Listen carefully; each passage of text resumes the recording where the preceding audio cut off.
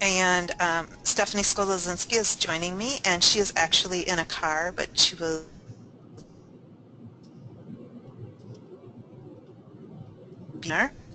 So I work for the Wisconsin RTI Center with a focus on behavior, and I cover the northern region, but I've partnered with Stephanie and a few other colleagues on this tiered fidelity inventory webinar series that we're offering.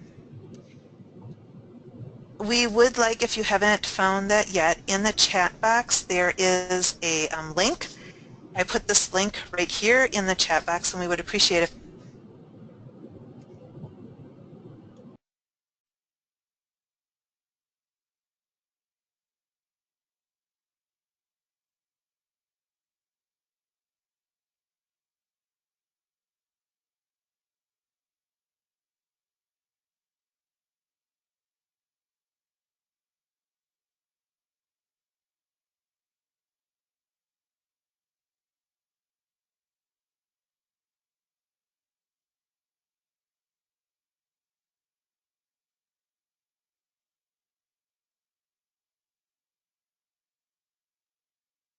David, you don't see a link. Okay, I will put that back in the chat box.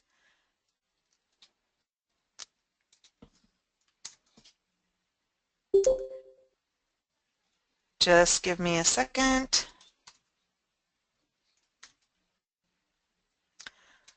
Does everyone see the link?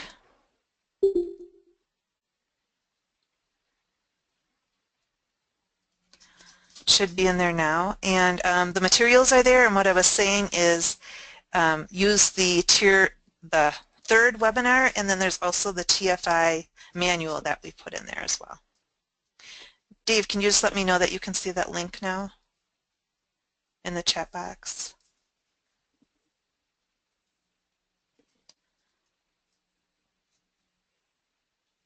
He has it. Great. Okay, great. Thanks. Okay, so moving forward, just a few things that are different with the TFI than from the other assessments that we use off of PBIS apps. One of the things is that there's evidence that is needed to prove what you are doing, so you need that evidence of documentation. So listed above are some of the items that require evidence, and this is not all inclusive. There's others that are probably there, but we just shared with you some of them that were listed on there. And what Stephanie did confirm with, Stephanie, I can't recall her name. Jessica Swain Bradway. Okay, Jessica Swain Bradway, and she did say in order to score a 2 on the documents that specifically ask or require documentation, you need to have that documentation easily accessible so that everyone can get at it. So in order to score a 2 when you're looking at that, and we'll show you a little further down on that specific item what we're talking about, but make sure that you have that documentation available. And then the second thing that's a little bit different with this assessment is there's also a walkthrough. So some of you are familiar with the SET, the school-wide evaluation tool.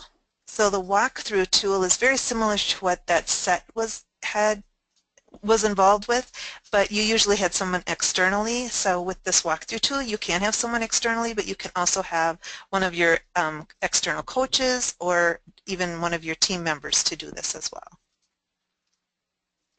And then there are some similarities between Tier 1 and Tier 2. So just thinking about the subscales that they have, there's 3 of them in Tier 1 and Tier 2. And as you can see here, the team, the implementation is at Tier 1 and interventions at Tier 2, and then the evaluation. So those are the 3 different subscales at these 2 different tiers. And the teaming, we just wanted to talk a little bit about what is involved with this teaming. So at Tier 1 and Tier 2, they're looking at that composition and the operating procedures. But then there's a few additions to that. So they're looking at Tier 2. Really what they're talking about is using the Tier 1 data that we already are collecting to help us determine data rules, and then that helps determine the intervention. So we know what interventions are given to which students as they move up to Tier 2 and Tier 3. And then, so I talked about the subscale of the implementation and intervention. So at Tier 1, we have that implementation.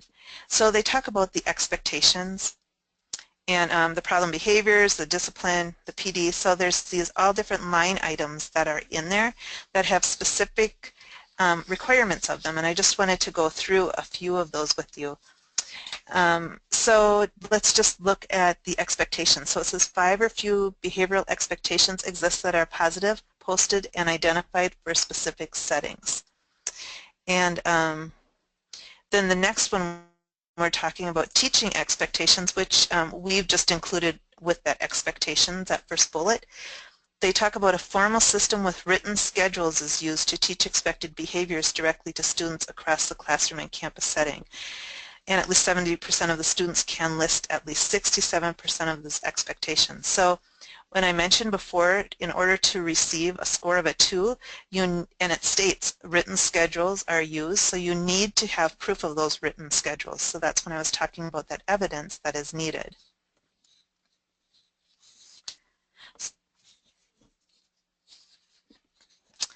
So before we move on with Stephanie, I just wanted to see if there's any questions about some of these Tier 1, the differences with this TFI. Any questions about any of these items listed on this previous page, or anything about the walkthrough tool or the evidence that is needed?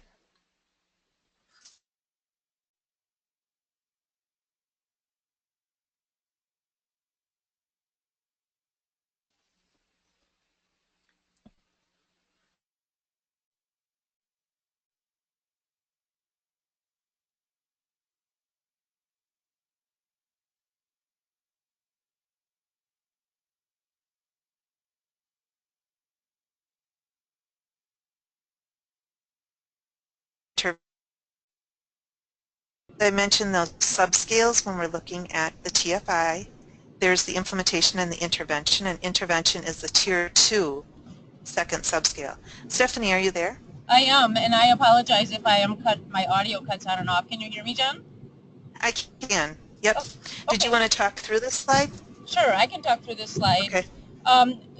So some of the questions on the TFI talk about having evidence of effectiveness to match this to the student need. So one of those is question 2.5. The Tier 2 team has multiple ongoing behavior support interventions with documented evidence of effectiveness matched to student need. And what we're looking for here on the TFI is that there's um, a a menu of options for interventions that might meet the student's function of their behavior or their need. For example, social academic instruction groups meet the need of filling a skill deficit that a student might exhibit. Another example of an item that talks about match to student need is item 2.7, and that is actually looking at a formal process in place to select Tier 2 interventions that are matched to student need and adapted to improve contextual fit. And that question breaks down a little bit into, one is the intervention meeting the need of the student, or is designed to meet the need of the student, and two, does the student need any adaptation to the intervention in terms of their culture or their developmental level? And if you look at Appendix B in the manual, pages 29 and 30, there's actually a sheet that can help you list out the options of the interventions that you have in your school, and then you can indicate what needs these interventions meet. So the examples given on page 29 in the manual, the first example is check-in, check-out, and based on the form, check-in, check-out is designed to meet the needs of multiple functions of student behavior. And then you fill this sheet in based on the options of the interventions that you offer at your school. So I'm actually going to call out Dave, if you wouldn't mind talking about this appendix and how your teams use this.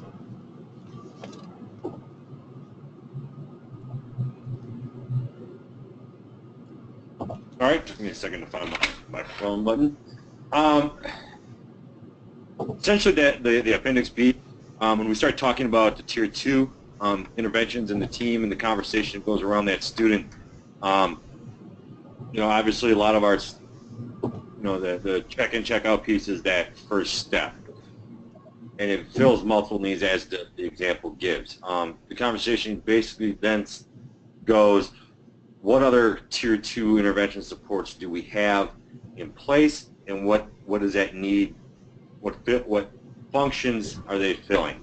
And then my teams can go through and they fill that out, and it starts that conversation, and it's helped develop a lot of the Tier 2 systems conversations. When a student gets to that point, it becomes more of a conversation of, does check-in, check-out fill the need of the student? If they do, then they go ahead. But if it's not the best fit, what else do we have out there? What other options do we have available depending on the student behaviors that they're exhibiting? Thank you. So if there's any You're welcome. questions around that, feel free to ask them or chat them in the chat box. Item 2.6 within the Tier 2 scale, it talks about the 3 critical features which are listed on the slide, and that all interventions, all Tier 2 supports need to have these 3 critical features. And another area is that all students have to have... Stephanie, Yes? just a quick comment. Someone asked, what would examples of individual classroom data include? So I don't know if that was for Dave or for you. I'm not sure. Sarah, can you expand on that question? We're losing your audio, Steph. I was just wondering if Sarah could expand on that question.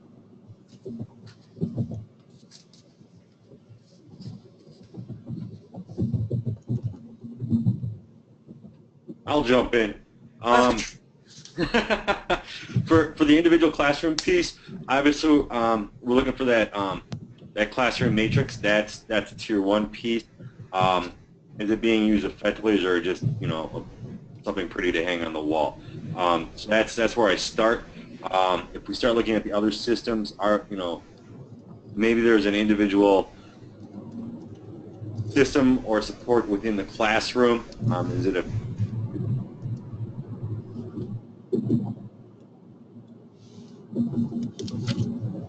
the Tier 1 piece, mostly not necessarily Tier 2 piece, but it's what do we have in place in the classroom at the universal level that all students have access to help them regulate, help them modify their behavior, monitor their behavior, etc. So that's kind of what I look for if I go into a classroom and look around. I look for, obviously, procedures, routines, look at the environment. Are there opportunities to respond? All those key classroom components. Does that answer your question, Sarah?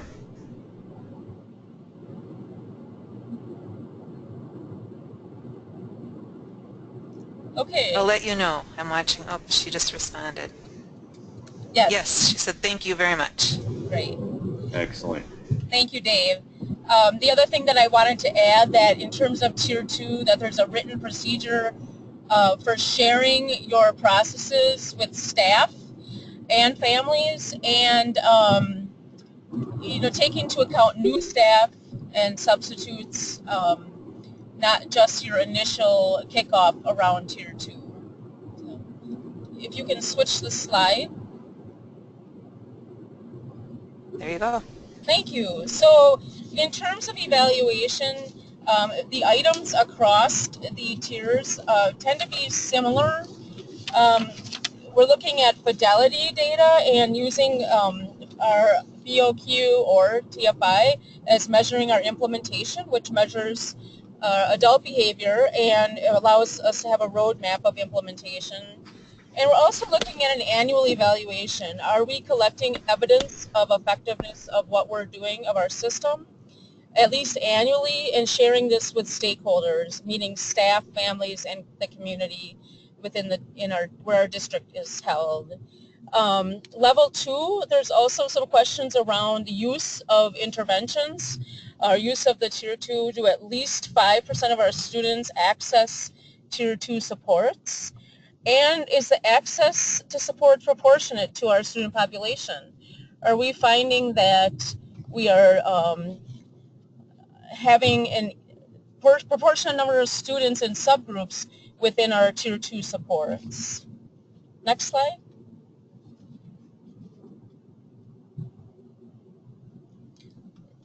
Jen, this is you. Yes, so I just wanted to talk about some of the family engagement items that are in here. I feel some of them are kind of vague, and I just wanted to highlight a few of them. So the first one, they talk about that Tier 1 team includes a family member. And in order to score a 2 on that, you actually need to have that family member as part of the team and attending at least 80% of the meetings.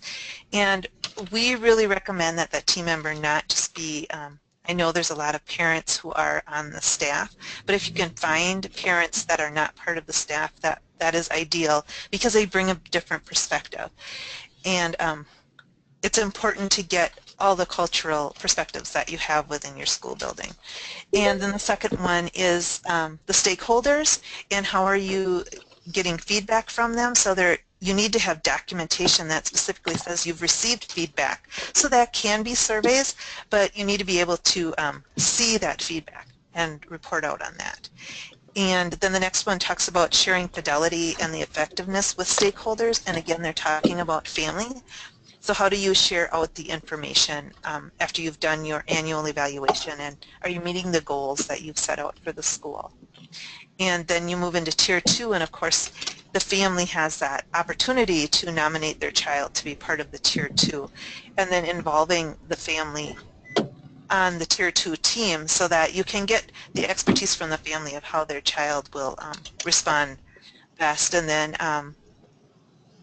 also then you move on to Tier 3, where the family becomes a critical element of that Tier 3 team in that process. So you want that family involved. And one of the important things to remember is in order to have that family involvement at Tier 3, it really needs to start at that universal level, building those strong relationships with families. If any of you were on our web call yesterday, we had a webinar about family engagement. We will be posting that. And we had some research shared out from Andy Garbage from the UW-Madison staff, and he was able to share how important it is to involve families, and beginning at that universal level.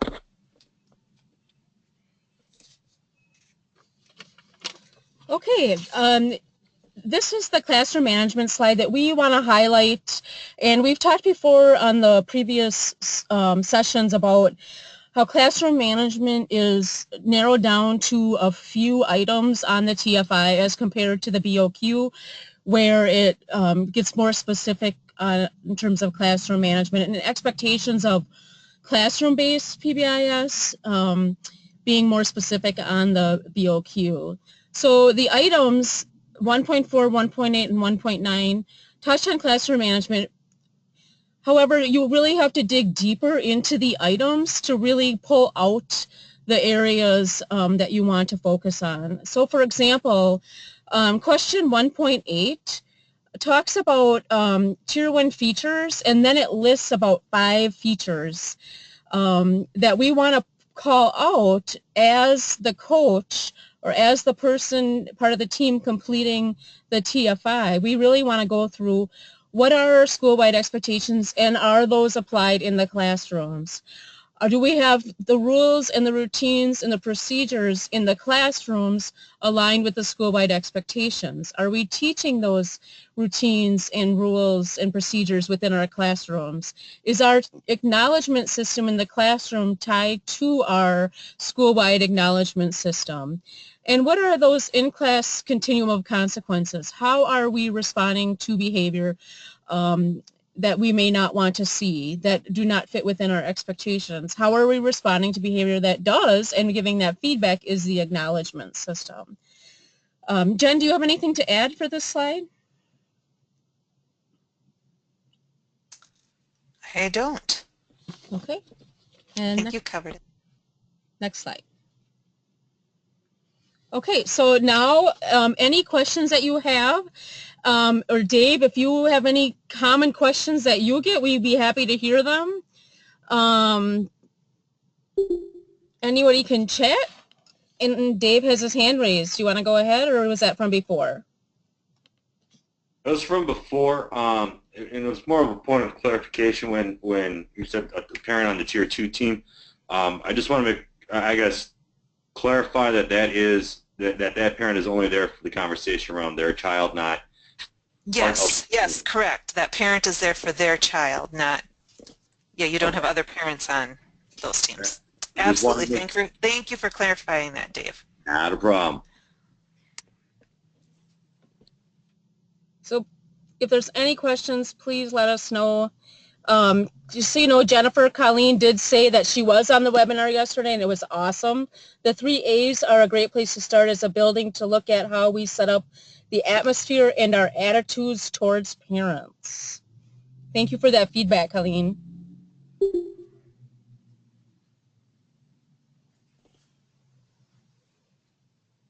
Okay, well, we are here. If you have anything to add, Kara said agreed. Webinar yesterday was very informative. Thank you.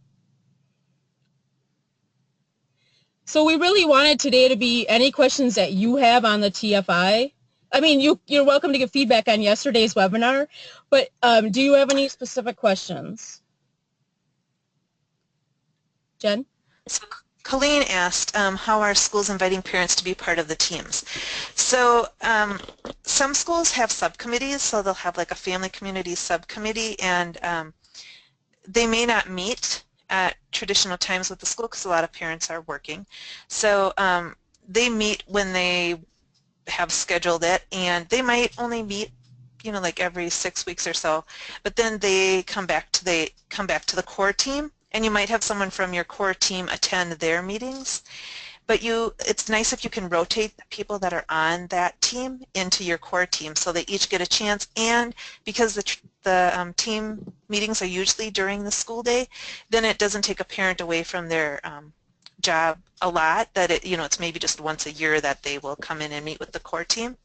But you definitely want to give them an assignment, something that they are specifically working towards, so that it's not just to be a team and they don't know what they're supposed to do. So maybe helping you develop culturally responsive matrices. Like, is there anything on the matrices that may cause some of the students in that community to not be successful? So that's just an example of one way that you could use parents on there, as well as having parents come in to your school and maybe help with that walkthrough. Just to have them participate in with someone from the team, and then one of the parents or community members to do that walkthrough. Kara Muthig had a question. So Kara is wondering, classroom matrices, wondering how schools are documenting that these are being used effectively and not just something hung on the wall. So I don't think Becca is on, but she did share at the last one that Becca Giroux from Crandon, that they have to turn their matrices in, and then when the principals have students that come in from that classroom, he can refer to what the teacher's expectations are and help, with another teach tool with that student about what they should be doing and what that teacher's expectations are in the classroom. So that's kind of a check and balance so that the principal knows what's going on. And so they are collecting those. I don't know if he actually goes into the classroom to make sure that the students are, or that the teachers are using those. Steph, do you know if Lori has another way?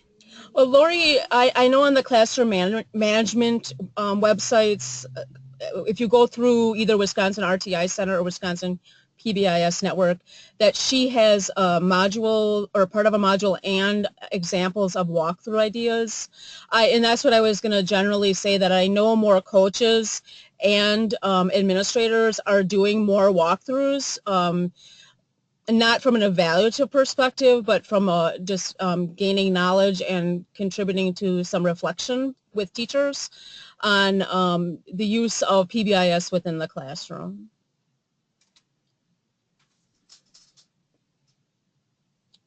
So I don't know if that helps, Kara. Maybe that's something we can talk more about during networking as well. So Colleen, I just wanted to touch base on the team aspect, and Jen was talking more about the Tier 1 team. Did you have questions around engaging parents with regard to their child-specific team at the Tier 2,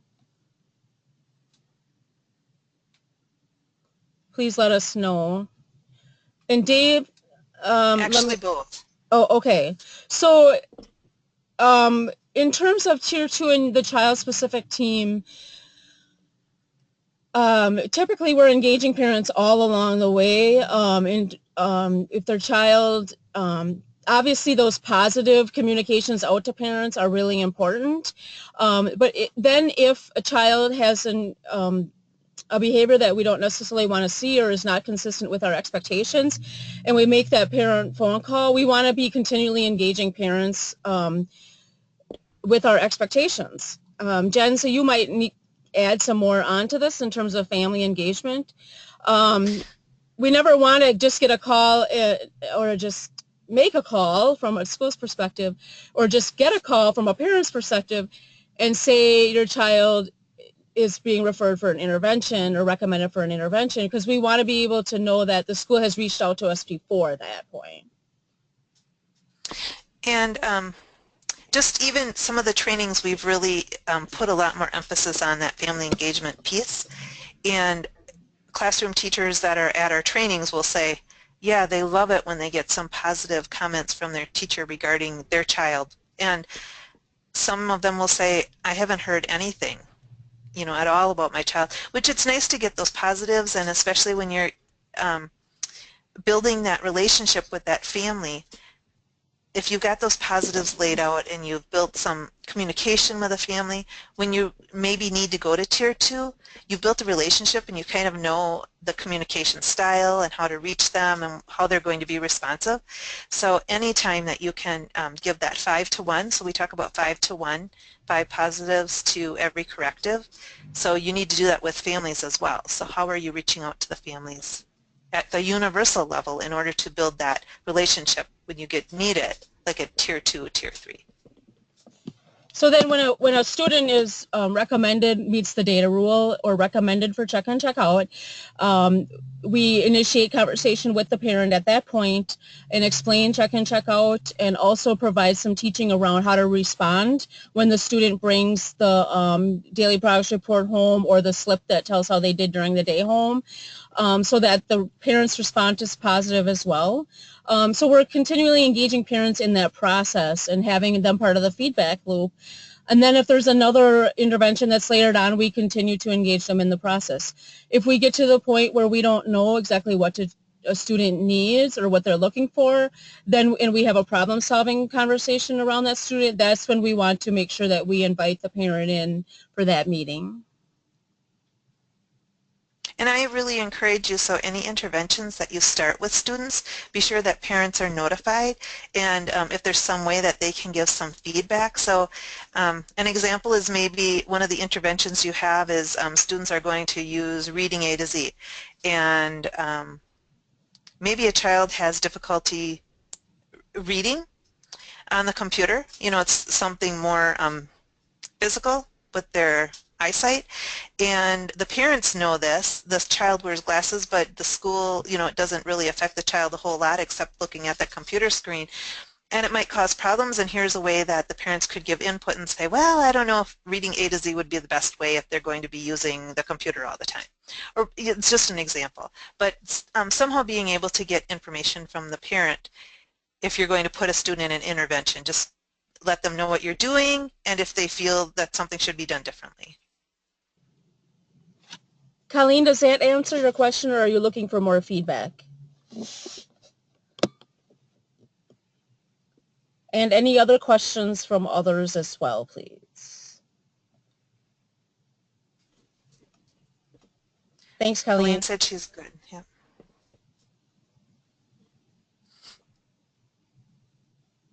Okay, so we are at 3:45. Mm-hmm.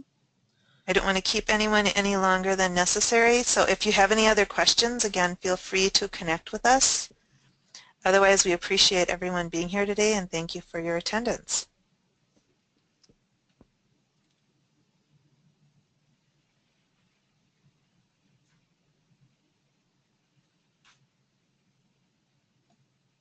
You're welcome, Colleen.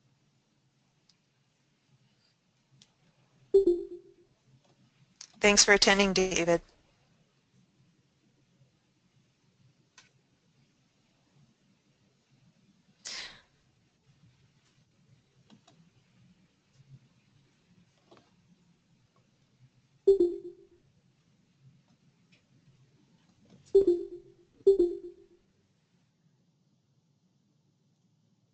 All right, I'm going to close out the meeting.